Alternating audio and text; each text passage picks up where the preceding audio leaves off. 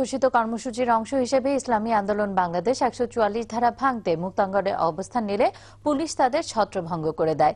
এ সময় জল কামান, টিয়ার গ্যাসের পাশাপাশি পুলিশের সাথে দলটির নেতাকর্মীদের ধাওয়া পাল্টা ধাওয়ায় বেশ কয়েকজন আহত হয়, গ্রেফতার হয় অর্ধশতাধিক।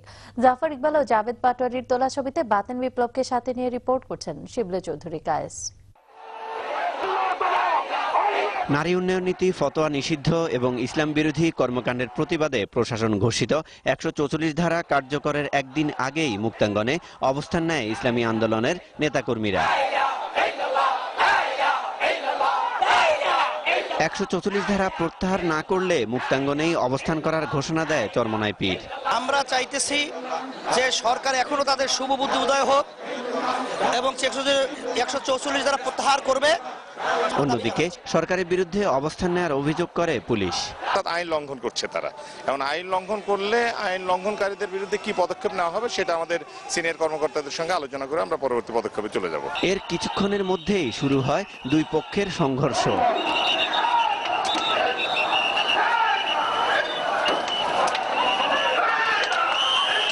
এ সময় মুক্তাঙ্গনে জড়ো হতে থাকা দলটির শত শত নেতাকর্মীদের সরিয়ে দিতে জলকামান, টিয়ার সেল নিক্ষেপ করে পুলিশ। উভয় পক্ষের ধাওয়া পাল্টা ধাওয়ায় বেশ কয়েকজন নেতাকর্মী আহত হয়, গ্রেপ্তার হয় প্রায় অর্ধশতাধিক। এর আগে এক সংবাদ সম্মেলনে সোমবার ও মঙ্গলবার মুক্তাঙ্গনে অবস্থান কর্মসূচি ঘোষণা দেয় ইসলামী আন্দোলন বাংলাদেশ। শিবলী চৌধুরী কায়েস, দিগন্ত টেলিভিশন, ঢাকা।